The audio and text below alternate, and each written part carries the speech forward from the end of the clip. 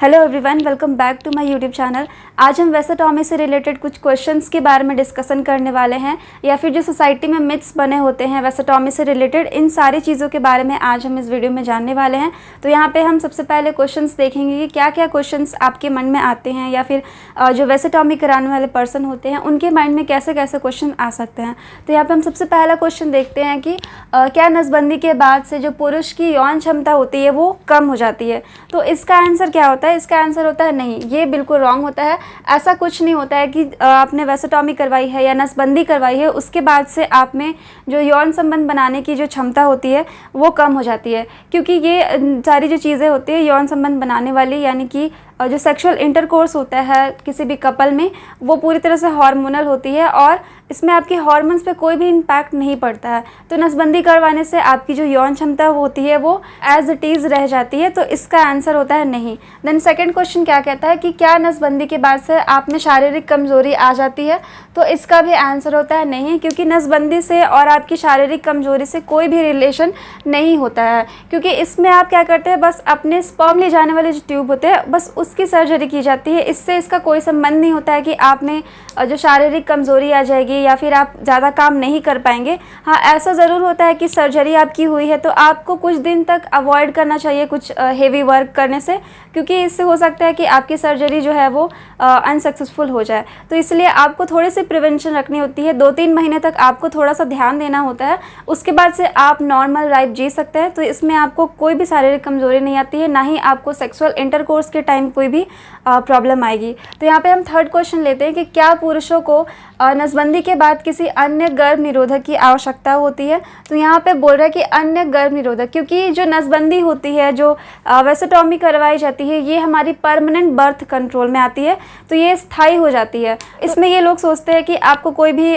दूसरे जो कॉन्ट्रासेप्टिव्स है उसका यूज़ नहीं करना पड़ता है। तो ये भी सही होता है, लेकिन जो जिन्हें भी नसबंदी होती है उन्हें कुछ टाइम के लिए, यानी कि 2-3 महीने तक आपको ये चीज़ें लेनी चाहिए। कोई भी गर्भ निरोधक अगर आपकी जो फीमेल पार्टनर है वो ले रही है तो उन्हें भी लेना चाहिए, या फिर अगर आप चाहे तो आप भी ले सकते हैं। तो ये ज़रूरी होता है 1 से 3 महीने तक, यानी कि आपकी जब नसबंदी हो जाती है तो 1 से 3 महीने तक आपको गर्भ निरोधक जो भी आप लेते हैं वो आपको लेना चाहिए, क्योंकि ये आपके लिए अच्छा होता है ताकि आपको फ्यूचर में कोई दिक्कत नहीं हो। तो यहाँ पे आपने 3 क्वेश्चंस देखे। अब हमारा नेक्स्ट क्वेश्चन क्या कहता है, क्या नसबंदी कराने वाले व्यक्ति को कोई यौन संक्रमण हो सकता है। तो यौन संक्रमण यानी कि STD, सेक्सुअली ट्रांसमिटेड डिजीज़ जो होते हैं, जो सेक्सुअल इंटरकोर्स करने की वजह से किसी पर्सन से दूसरे पर्सन में फैल सकते हैं, तो ये डिज़ीज़ क्या आपको हो सकती है। तो इसमें इसका आंसर होता है कि हाँ, क्योंकि इसमें क्या होता है, ये आपके केवल प्रेगनेंसी को क्या करता है, प्रिवेंट करता है, जैसा कि मैंने आपको पहले भी बताया हुआ है। तो यहाँ पे आपको जो नसबंदी कराने वाले जो व्यक्ति होते हैं उनसे यौन संक्रमण हो सकता है। जब आप कोई कॉन्डम वगैरह अगर यूज़ नहीं करते हैं तो उस केस में और ज़्यादा चांसेस होते हैं कि आपको यौन संक्रमण यानी कि STD हो जाए। तो ये क्या होता है, नसबंदी के बाद भी आपको यौन संक्रमण हो सकता है। तो इसका आंसर होगा हाँ। फिर हमारा अगला क्वेश्चन क्या है, क्या नसबंदी कराने वाले व्यक्ति को आगे चलकर हृदय रोग का खतरा बढ़ जाता है। तो इसका आंसर है नहीं, क्योंकि आपके हार्ट का जो भी दिक्कतें हैं या फिर आपको हार्ट रिलेटेड कोई भी प्रॉब्लम हो जाती है अगर फ्यूचर में, तो इसका कोई भी संबंध आपके वेसेटॉमी से नहीं होती है। कोई रिलेशन नहीं होता है आपके हार्ट में और आपकी सर्जरी में जो कि वेसेटॉमी में की जाती है।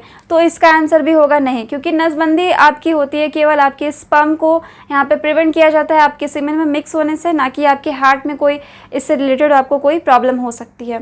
नेक्स्ट क्वेश्चन हम यहाँ पे लेते हैं कि क्या नसबंदी उल्टवा सकते हैं, यानी कि वेसेटॉमी का जो रिवर्सल है वो हो सकता है। तो इसका आंसर आप बहुत रेयरली आप कह सकते हैं कि इसमें वेसेटॉमी जो रिवर्सल होता है वो सच में होता है या वर्क करता है, क्योंकि देखिए अगर आपको आपने वेसेटॉमी करवाई है तो आपने बहुत सोच समझ के ही करवाया है कि आपको फ्यूचर में कोई भी बेबी नहीं चाहिए, और फिर अगर आप चाहते हैं, कभी आपका माइंड बदलता है कि हाँ अभी हमें बच्चे करवाने हैं, तो ये आपके लिए थोड़ी सी दिक्कत आ सकती है, क्योंकि आपने जब वेसेटॉमी करवाई है तो उसमें आपको कम खर्च लगता है, लेकिन जब आपको वेसेटॉमी रिवर्सल करवाना होता है तो ये आपके लिए थोड़ा सा मुश्किल हो जाता है, क्योंकि जो डॉक्टर्स होते हैं वो भी बहुत मुश्किल से मिलते हैं और इसके चांसेस भी बहुत कम होते हैं कि आपका जो रिवर्सल है वो 100% सक्सेसफुल होगी। और अगर आपकी सर्जरी हो भी जाती है तो ये आपको कोई नहीं कह सकता है कि आपके स्पर्म वापस से सीमेन में मिक्स होंगे और आपके जो फीमेल पार्टनर है उनको प्रेग्नेंट कर सकते हैं। तो ये जो वेसेटॉमी का रिवर्सल है बहुत कम होता है, तो इसमें आप नहीं कह सकते हैं श्योरली कि ये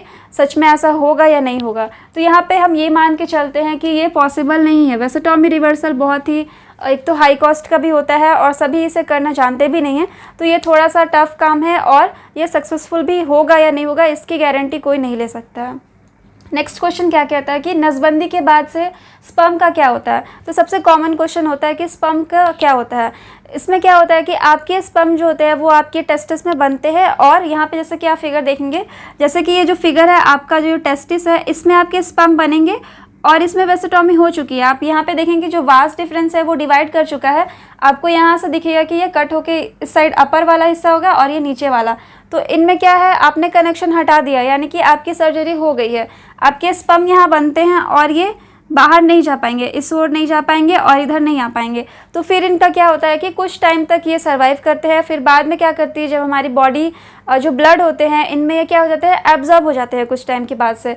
तो इसके लिए कोई टेंशन नहीं होता है कि आपके स्पर्म का क्या होता है या ये कहाँ जाते हैं। ये सिंपली क्या होती है, आपकी बॉडी जिस तरह से बाकी वेस्ट मटेरियल को एब्जॉर्ब करती है और एक्सक्रीशन हो जाता है उसका, उसी तरह से जो स्पर्म होते हैं ये हमारी बॉडी उसे एब्जॉर्ब करके उसे हमारी बॉडी के बाहर एक्सक्रीट कर देती है। तो इसमें बहुत ज़्यादा आपको सोचने की ज़रूरत नहीं होती है कि आपके स्पर्म कहाँ जाते हैं। तो इसमें क्या होता है कि स्पर्म जो होते हैं वो बनते रहते हैं, लेकिन वो हमारी बॉडी द्वारा क्या हो जाता है, एब्जॉर्ब कर लिए जाते हैं। द नेक्स्ट क्वेश्चन क्या है कि क्या नसबंदी के बाद से दर्द ज़्यादा दिनों तक रहता है। तो ऐसा बहुत रेयर केस में होता है कि कुछ लोगों में काफ़ी टाइम तक उनके जो टेस्टिस होते हैं उसमें मे बी पेन रह सकता है। ये कुछ दिनों तक रहता है, ये नॉर्मल होता है, लेकिन कई केसों में ऐसा हो सकता है कि आपको पेन काफ़ी लंबे टाइम तक रहे। तो इसमें बहुत कम चांसेस होते हैं कि आपको ज़्यादा दिन तक इसमें दर्द रहता है। नेक्स्ट क्वेश्चन है कि क्या नसबंदी के बाद भी महिला गर्भ धारण कर सकती है। तो ये बात कब आपकी आती है कि आपने सर्जरी करवाई है और सर्जरी के आपने 1 से 3 महीने के बीच में अगर आप सेक्सुअल इंटरकोर्स करते हैं तो मे बी जो आपकी फीमेल पार्टनर है वो प्रेग्नेंट हो सकती है।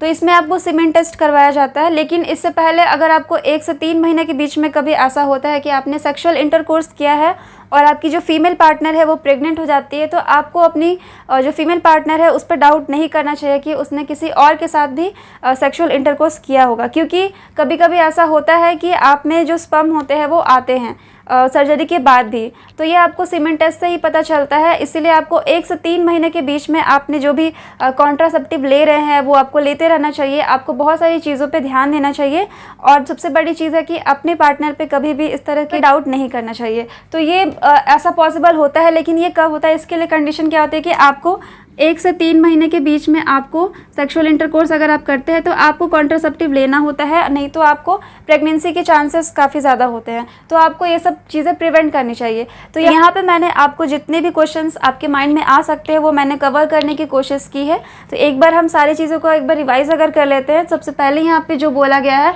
कि इसमें यौन क्षमता जो होती है वो आपकी कम नहीं होगी। देन नेक्स्ट क्या था कि आप में शारीरिक कमजोरी भी नहीं आएगी। अगर आपकी नसबंदी हो गई है तो आपको गर्भ निरोधक भी लेना पड़ता है, जो कॉन्ट्रासेप्टिव्स होते हैं उन्हें आपको लेना पड़ता है। एंड STDs या फिर हो सकता है आपको HIV एड्स वगैरह भी चीज़ें फैल सकती है। इसीलिए आपको हमेशा ये ध्यान रहना चाहिए कि आपको मल्टीपल पार्टनर्स के साथ सेक्सुअल इंटरकोर्स नहीं करना चाहिए। सारी चीज़ें आपको ध्यान देनी चाहिए, क्योंकि नसबंदी केवल आपके स्पर्म के रास्ते को यहाँ पे ब्लॉक किया जाता है, बाकी चीज़ें आपको हो सकती है। तो आपको इसका प्रिवेंशन खुद करना चाहिए। नेक्स्ट यहाँ पे बोला गया है कि हृदय रोग का संबंध होता है क्या, मीन्स कि आपके वेसेटॉमी के साथ, तो ये बिल्कुल गलत होता है। उसके बाद से हम देखते हैं कि वेसेटॉमी का जो रिवर्सल है ये पॉसिबल है, तो ये बहुत काफ़ी रेयर है, तो आप मान के चलिए कि ये पॉसिबल नहीं है। उसके बाद से है कि स्पर्म कहाँ जाते हैं, तो स्पर्म हमारी बॉडी ही क्या करती है, एब्जॉर्ब कर लेती है। और दर्द की अगर बात की जाए तो दर्द जो होते हैं वो किसी किसी में ही ऐसा हो सकता है कि लंबे टाइम तक रहे, नहीं तो नॉर्मली आपको कुछ दिनों तक ही दर्द रहता है।